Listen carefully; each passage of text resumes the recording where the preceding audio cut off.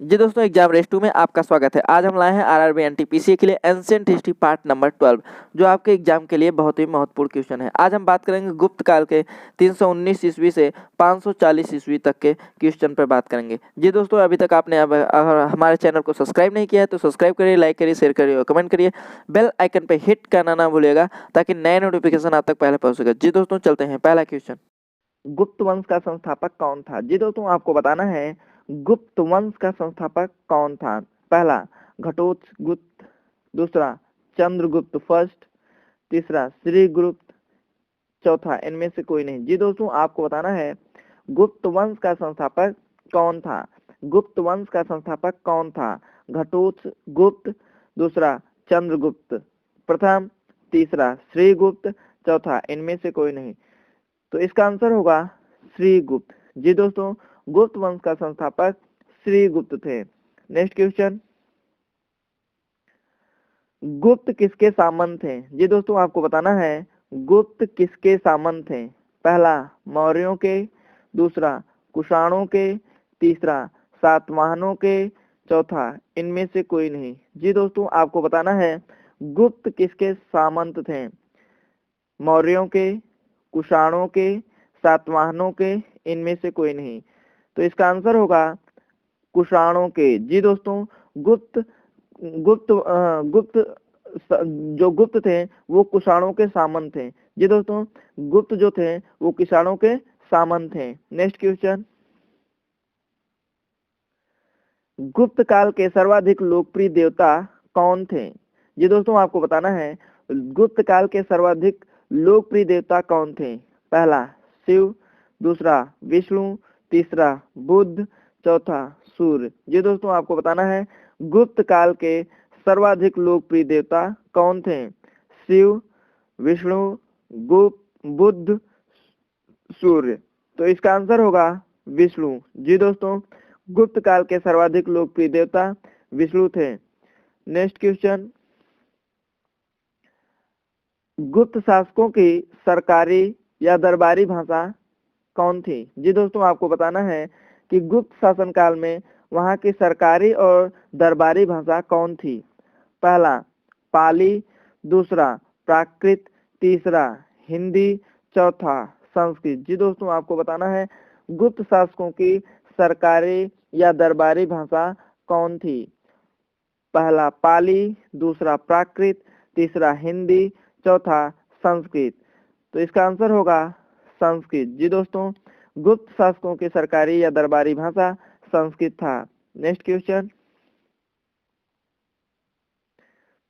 गुप्त स्थापत्य कला का सर्वोत्कृष्ट मंदिर निम्न में से कौन है? जी दोस्तों, आपको बताना है गुप्त स्थापत्य कला का सर्वोत्कृष्ट मंदिर निम्न में से कौन है। पहला भीतरगांव का मंदिर, दूसरा देवगढ़ का दशावतार मंदिर, तीसरा भूमरा व शिव मंदिर, चौथा तिगवा का विष्णु मंदिर। जी दोस्तों, आपको बताना है गुप्त स्थापत्य कला का सर्वोत्कृष्ट मंदिर निम्न में से कौन है। पहला भीतरगांव का मंदिर, दूसरा देवगढ़ का दशावतार मंदिर, तीसरा भूमरा का शिव मंदिर, चौथा तिगवा का विष्णु मंदिर। तो इसका आंसर होगा देवगढ़ का दशावतार मंदिर। जी दोस्तों, गुप्त स्थापत्य कला का सर्वोत्कृष्ट मंदिर देवगढ़ का दशावतार मंदिर है। नेक्स्ट क्वेश्चन, गुप्त राजवंश किस लिए प्रसिद्ध थे? जी दोस्तों, आपको बताना है कि गुप्त राजवंश किस लिए प्रसिद्ध थे। पहला कला एवं स्थापत्य के लिए, दूसरा साम्राज्यवाद के लिए, तीसरा राजस्व एवं भूमि कर के लिए, चौथा साहित्य कार्यों का संरक्षण के लिए। जी दोस्तों, आपको बताना है गुप्त राजवंश किस लिए प्रसिद्ध थे। पहला कला एवं स्थापत्य के लिए, दूसरा साम्राज्यवाद के लिए, तीसरा राजस्व एवं भूमि के लिए, चौथा साहित्य कार्यों का संरक्षण के लिए। तो इसका आंसर होगा कला एवं स्थापत्य के लिए। जी दोस्तों, गुप्त राजवंश कला और स्थापत्य के लिए प्रसिद्ध था। नेक्स्ट क्वेश्चन, गुप्त शासन के दौरान निम्न में ऐसा व्यक्ति कौन था जो एक महान खगोलीय वैज्ञानिक और गणितज्ञ था। जी दोस्तों, आपको बताना है गुप्त शासन के दौरान निम्नलिखित में से ऐसा व्यक्ति कौन था जो एक महान खगोल वैज्ञानिक और गणितज्ञ था। पहला भानुगुप्त, दूसरा बाणभट्ट, तीसरा आर्यभट्ट, चौथा वराह मिहिर। जी दोस्तों, आपको बताना है गुप्त शासन के दौरान निम्नलिखित में से ऐसा व्यक्ति कौन था जो एक महान खगोल वैज्ञानिक और गणितज्ञ था। पहला भानुगुप्त, दूसरा बाणभट्ट, तीसरा आर्यभट्ट, चौथा वराह मिहिर। तो इसका आंसर होगा आर्यभट्ट। जी दोस्तों, आर्यभट्ट एक ऐसा व्यक्ति था जो खगोल वैज्ञानिक और गणितज्ञ दोनों था। नेक्स्ट क्वेश्चन, गुप्त वंश के किस शासक ने सर्वप्रथम महाधिराज की उपाधि धारण की थी। जी दोस्तों, महाधिराज की उपाधि धारण की थी। गुप्त वंश के किस शासक ने सर्वप्रथम महाधिराज की उपाधि धारण की थी। पहला श्रीगुप्त, दूसरा चंद्रगुप्त प्रथम ने, तीसरा घटोत्कच ने, चौथा समुद्रगुप्त ने। जी दोस्तों, आपको बताना है गुप्त वंश के किस शासक ने सर्वप्रथम महाधिराज की उपाधि धारण की। पहला श्रीगुप्त ने, दूसरा चंद्रगुप्त प्रथम ने, तीसरा घटोत्कच ने, चौथा समुद्रगुप्त ने। तो इसका आंसर होगा चंद्रगुप्त प्रथम ने। जी दोस्तों, चंद्रगुप्त प्रथम ने गुप्त वंश के सर्वप्रथम ऐसे शासक थे जो महाधिराज की उपाधि धारण की थी। नेक्स्ट क्वेश्चन, गुप्तकालीन शासन प्रणाली किस प्रकार की थी। जी दोस्तों, आपको बताना है गुप्तकालीन शासन प्रणाली किस प्रकार की थी। पहला राजतंत्रात्मक था, दूसरा लोकतंत्रात्मक, तीसरा गणतंत्रात्मक, चौथा इनमें से कोई नहीं। जी दोस्तों, गुप्तकालीन शासन प्रणाली किस प्रकार की थी। पहला राजतंत्रात्मक, दूसरा लोकतंत्रात्मक, तीसरा गणतंत्रात्मक, चौथा इनमें से कोई नहीं। तो इसका आंसर होगा राजतंत्रात्मक। जी दोस्तों, गुप्तकालीन शासन प्रणाली राजतंत्रात्मक थी, अर्थात पहले राजा हुआ करते थे। ठीक है, राजा और प्रजा वाली कहानी थी, तो इसीलिए इसको बोला जाता है राजतंत्रात्मक था। गणतंत्रात्मक अपने यहाँ का जैसे है, लोगों द्वारा राजा चुना जाता है, लोगों के लिए राजा काम करता है। लेकिन गुप्तकालीन शासन प्रणाली में राजतंत्रात्मक था, अर्थात राजा वंशानुगत होते थे, राजा और प्रजा का संबंध होता था। नेक्स्ट क्वेश्चन, गुप्त संवत 319 और 320 को प्रारंभ करने का 319 से 320। जी दोस्तों, गुप्त संवत 319 से 320 को प्रारंभ करने का श्रेय किसे दिया जाता है। जी दोस्तों, आपको बताना है गुप्त संवत 319 से 320 को प्रारंभ करने का श्रेय किसे दिया जाता है। पहला चंद्रगुप्त प्रथम, दूसरा चंद्रगुप्त द्वितीय, तीसरा समुद्रगुप्त, चौथा स्कंदगुप्त। जी दोस्तों, आपको बताना है गुप्त संवत 319 से 320 को प्रारंभ करने का श्रेय किसे दिया जाता है। पहला चंद्रगुप्त प्रथम, दूसरा चंद्रगुप्त द्वितीय, तीसरा समुद्रगुप्त, चौथा स्कंदगुप्त। तो इसका आंसर होगा चंद्रगुप्त प्रथम। जी दोस्तों, चंद्रगुप्त प्रथम गुप्त संवत को प्रारंभ करने का श्रेय लेते हैं। नेक्स्ट क्वेश्चन, गुप्त काल की सोने की मुद्रा को कहा जाता था। जी दोस्तों, आपको बताना है कि गुप्त काल की सोने की मुद्रा को क्या कहा जाता था। पहला दिनार, दूसरा कारसापड़, तीसरा निस्क, चौथा काकिनी। जी दोस्तों, आपको बताना है गुप्त काल की सोने की मुद्रा को क्या कहा जाता था। दिनार, कारसापड़, निस्क, काकिनी। तो इसका आंसर होगा दिनार। जी दोस्तों, गुप्त काल की सोने की मुद्रा को दिनार कहा जाता था। नेक्स्ट क्वेश्चन, गुप्त वंश का वह राजा कौन था जिसने हुड़ों को भारत पर आक्रमण करने से रोका। जी दोस्तों, आपको बताना है गुप्त वंश का वह राजा कौन था जिसने हुड़ों को भारत पर आक्रमण करने से रोका। पहला कुमारगुप्त, दूसरा समुद्रगुप्त, तीसरा स्कंदगुप्त, चौथा चंद्रगुप्त। जी दोस्तों, आपको बताना है गुप्त वंश का वह राजा कौन था जिसने हुड़ों को भारत पर आक्रमण करने से रोका। पहला कुमारगुप्त, दूसरा समुद्रगुप्त, तीसरा स्कंदगुप्त, चौथा चंद्रगुप्त। तो इसका आंसर होगा स्कंदगुप्त। जी दोस्तों, स्कंदगुप्त ने हुड़ों को भारत पर आक्रमण करने से रोका। नेक्स्ट क्वेश्चन, किस गुप्त शासक को नालंदा विश्वविद्यालय का संस्थापक माना जाता है? जी दोस्तों, आपको बताना है किस गुप्त शासक को नालंदा विश्वविद्यालय का संस्थापक माना जाता है, अर्थात नालंदा विश्वविद्यालय की स्थापना गुप्त वंश में हुई। जी दोस्तों, तो वो पूछ रहा है किस गुप्त शासक को नालंदा विश्वविद्यालय का संस्थापक माना जाता है। पहला कुमारगुप्त प्रथम, दूसरा स्कंदगुप्त, तीसरा समुद्रगुप्त, चौथा चंद्रगुप्त प्रथम। जी दोस्तों, आपको बताना है किस गुप्त शासक को नालंदा विश्वविद्यालय का संस्थापक माना जाता है। तो इसका आंसर होगा कुमारगुप्त प्रथम। जी दोस्तों, कुमारगुप्त प्रथम ने नालंदा विश्वविद्यालय का स्थापना किया। नेक्स्ट क्वेश्चन, फाहियान किसके शासनकाल में भारत आया था? जी दोस्तों, आपको बताना है फाहियान किसके शासनकाल में भारत आया था। फाहियान एक चीनी यात्री था। पूछ रहा है कि फाहियान किसके शासनकाल में भारत आया था। फाहियान कहाँ का था? चीन का था। फाहियान एक चीनी यात्री था।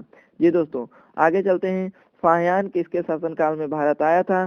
पहला चंद्रगुप्त प्रथम, दूसरा अशोक, तीसरा हर्षवर्धन, चौथा चंद्रगुप्त द्वितीय। जी दोस्तों, आपको बताना है कि फाहियान किसके शासनकाल में भारत आया था। तो पहला चंद्रगुप्त प्रथम, दूसरा अशोक, तीसरा हर्षवर्धन, चौथा चंद्रगुप्त द्वितीय। तो इसका आंसर होगा चंद्रगुप्त द्वितीय। जी दोस्तों, फाहियान जो एक चीनी यात्री था वह चंद्रगुप्त द्वितीय के शासनकाल में भारत आया था। नेक्स्ट क्वेश्चन, स्कंदगुप्त को किस स्तंभ लेख में सक्रोपम, जी दोस्तों सक्रोपम, स्कंदगुप्त को किस स्तंभ लेख में सक्रोपम कहा गया है? पहला कहोम स्तंभ लेख, दूसरा जूनागढ़ अभिलेख, तीसरा प्रयाग प्रशस्ति, चौथा मंदसौर लेख। जी दोस्तों, आपको बताना है स्कंदगुप्त को किस स्तंभ लेख में सक्रोपम कहा गया। जी दोस्तों, आपको बताना है स्कंदगुप्त को किस स्तंभ लेख में सक्रोपम कहा गया है। पहला कहोम स्तंभ लेख, दूसरा जूनागढ़ अभिलेख, तीसरा प्रयाग प्रशस्ति, चौथा मंदसौर लेख। तो इसका आंसर होगा कहोम स्तंभ लेख। जी दोस्तों, स्कंदगुप्त को कहोम स्तंभ लेख में सक्रोपम कहा गया। नेक्स्ट क्वेश्चन, नालंदा विश्वविद्यालय की स्थापना का युग है। जी दोस्तों, आपसे पूछा जा रहा है कि नालंदा विश्वविद्यालय की स्थापना किस युग में हुआ। तो हमने पहले बताया था इसमें, तो इसका कह रहा है नालंदा विश्वविद्यालय की स्थापना किस युग में हुआ। पहला मौर्य, दूसरा कुषाण, तीसरा गुप्त, चौथा पाल। जी दोस्तों, तो इसका आंसर होगा गुप्त वंश में। जी दोस्तों, नालंदा विश्वविद्यालय की स्थापना गुप्त वंश में हुआ है। नेक्स्ट क्वेश्चन, बाल विवाह की प्रथा आरंभ हुई। जी दोस्तों, बहुत ही महत्वपूर्ण क्वेश्चन है ये। बाल विवाह की प्रथा आरंभ हुई, तो इससे ये पता चलता है कि बाल विवाह कब से आरंभ हुआ है। जी दोस्तों, बाल विवाह मतलब ये है कि जब एकदम छोटे रहते हैं तब शादी कर दिया जाए। जैसे इसमें 18 और 21 की रेशियो में चलता है, 18 वर्ष की लड़की और 21 वर्ष का लड़का। लेकिन पहले किस वंश में, ये पूछ रहा है किस वंश में बाल विवाह की प्रथा चालू हो गया, मतलब छोटे में ही लड़का पैदा हुआ शादी स्टार्ट हो गया। तो यह प्रथा कब से आरंभ हुआ वो पूछा जा रहा है। तो बाल विवाह की प्रथा आरंभ हुई थी किस काल में? मौर्य काल में, कुषाण काल में, गुप्त काल में, हर्षवर्धन के काल में। जी दोस्तों, आपको बताना है बाल विवाह की प्रथा आरंभ हुई मौर्य काल में, कुषाण काल में, गुप्त काल में, हर्षवर्धन काल में। तो इसका आंसर होगा गुप्त काल में। जी दोस्तों, बाल विवाह का मतलब पैदा हुए शादी फिट, समझ गए कि नहीं आप लोग। तो बाल विवाह की प्रथा किस वंश में आरंभ हुआ, किस काल में आरंभ हुआ? तो इसका आंसर है गुप्त काल में। जी दोस्तों, गुप्त काल में बाल विवाह की प्रथा आरंभ हुई। नेक्स्ट क्वेश्चन, इतिहासकार वी ए स्मिथ ने किसकी विजयों से प्रभावित होकर उसे भारत का नेपोलियन कहकर पुकारा गया? इतिहासकार वी ए स्मिथ ने किसकी विजयों से प्रभावित होकर उसे भारत का नेपोलियन कहा गया? क्या कहा गया? भारत का नेपोलियन कहा गया? पहला स्कंदगुप्त, दूसरा चंद्रगुप्त को, तीसरा ब्रह्मगुप्त को, चौथा समुद्रगुप्त को। जी दोस्तों, आपको बताना है इतिहासकार V.A. स्मिथ ने किसकी विजयों से प्रभावित होकर उसे भारत का नेपोलियन कहकर पुकारा है? पहला स्कंदगुप्त को, दूसरा चंद्रगुप्त को, तीसरा ब्रह्मगुप्त को, चौथा समुद्रगुप्त को। तो इसका आंसर होगा समुद्रगुप्त को। जी दोस्तों, समुद्रगुप्त को V.A. स्मिथ ने भारत का नेपोलियन कहा है।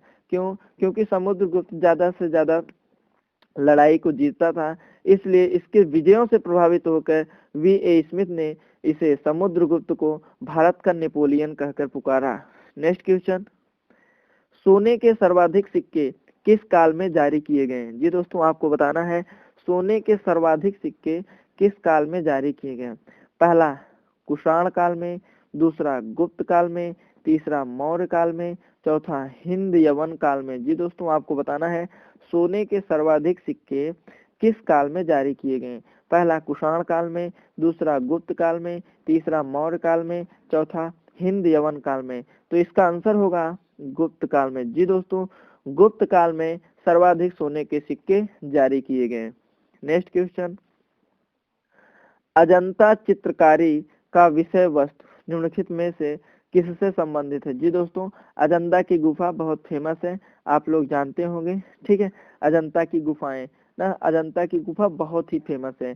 तो ये इसमें पूछा जा रहा है कि अजंता चित्रकारी, अजंता देखिए, अजंता की जो गुफा है वो चित्रकारी के लिए फेमस है। ठीक है, अजंता की गुफा चित्रकारी के लिए फेमस है। ये जो महाराष्ट्र में है, कहाँ पे है? महाराष्ट्र में। तो अजंता की ये जो गुफाएं हैं चित्रकारी के लिए फेमस है। तो इस क्वेश्चन में पूछा जा रहा है कि अजंता चित्र का विषय वस्तु निम्नलिखित में से किससे संबंधित है? पहला जैन धर्म, दूसरा बौद्ध धर्म, तीसरा वैष्णव मत, चौथा शैव मत। जी दोस्तों, आपको बताना है कि अजंता चित्रकारी का विषय वस्तु अर्थात अजंता गुफाओं में जो चित्र बनाए गए हैं वो किससे संबंधित है?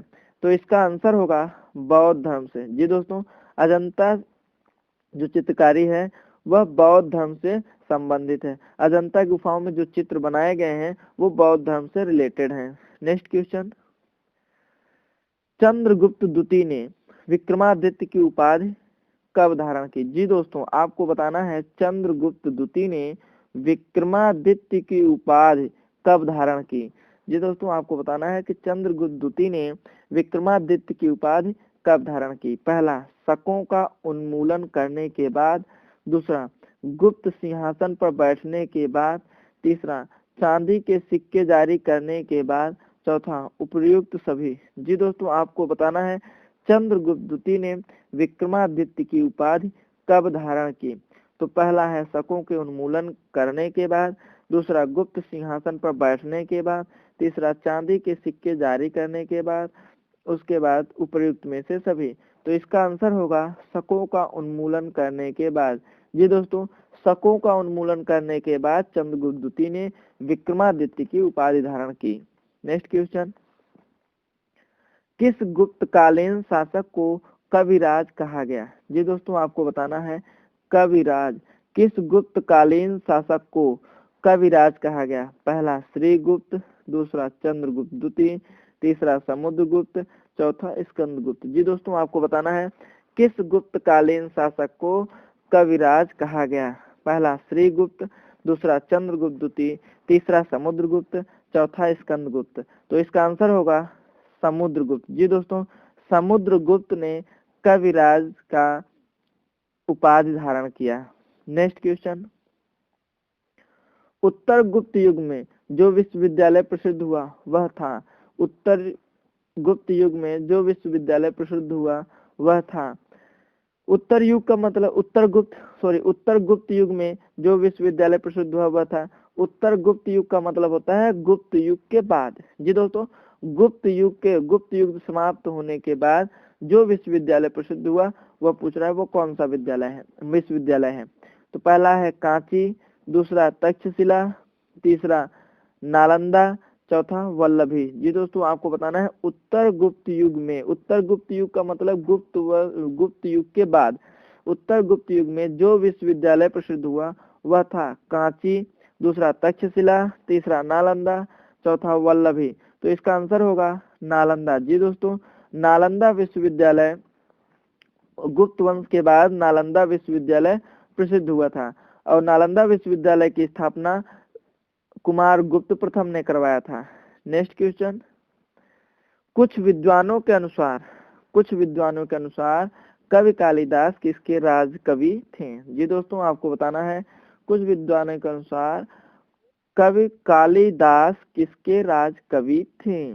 पहला चंद्रगुप्त मौर्य के, दूसरा समुद्रगुप्त के, तीसरा चंद्रगुप्त द्वितीय विक्रमादित्य के, चौथा हर्ष के। जी दोस्तों, आपको बताना है कुछ विद्वानों के अनुसार कवि कालिदास किसके राज कवि थे? पहला चंद्रगुप्त मौर्य के, समुद्रगुप्त के, तीसरा चंद्रगुप्त द्वितीय विक्रमादित्य के, हर्ष के। तो इसका आंसर होगा चंद्रगुप्त द्वितीय विक्रमादित्य के। जी दोस्तों, कालिदास चंद्रगुप्त द्वितीय विक्रमादित्य के राज कवि थे। नेक्स्ट क्वेश्चन, एरड़ अभिलेख का संबंध किस शासक से है? जी दोस्तों, आपको बताना है एरड़ अभिलेख का संबंध किस शासक से है? पहला ब्रह्मगुप्त, दूसरा चंद्रगुप्त प्रथम, तीसरा चंद्रगुप्त द्वितीय, चौथा भानुगुप्त। जी दोस्तों, आपको बताना है एरड़ अभिलेख का संबंध किस शासक से है? ब्रह्मगुप्त, चंद्रगुप्त प्रथम, चंद्रगुप्त द्वितीय, भानुगुप्त। तो इसका आंसर होगा भानुगुप्त। जी दोस्तों, एरड़ अभिलेख का संबंध भानुगुप्त से है। नेक्स्ट क्वेश्चन, सती प्रथा का पहला उल्लेख कहाँ से मिलता है? जी दोस्तों, आपको बताना है सती प्रथा का पहला उल्लेख कहाँ से मिलता है? पहला भीतरगांव लेख से, दूसरा विलसद स्तंभ लेख से, तीसरा एरड़ अभिलेख से, चौथा भीतरी स्तंभ लेख से। जी दोस्तों, आपको बताना है सती प्रथा का उल्लेख कहाँ से मिलता है, कि सती प्रथा का हमको कहाँ से मिलता है कि सती प्रथा भी होता है। जी दोस्तों, तो पहला कह रहा है कि भीतरगांव लेख से यहाँ से मिलता है, या विलसद स्तंभ लेख से वहां से मिलता है, या एरड़ अभिलेख से मिलता है, या भीतरी स्तंभ लेख से मिलता है। तो इसका आंसर है एरड़ अभिलेख से। जी दोस्तों, जो सती प्रथा का उल्लेख है वह एरड़ अभिलेख से हमको प्राप्त होता है। नेक्स्ट क्वेश्चन, फाहियान कहाँ का निवासी था? जी दोस्तों, आपको बताना है फाहियान कहाँ का निवासी था? पहला भूटान, दूसरा अमेरिका, तीसरा चीन, चौथा बर्मा।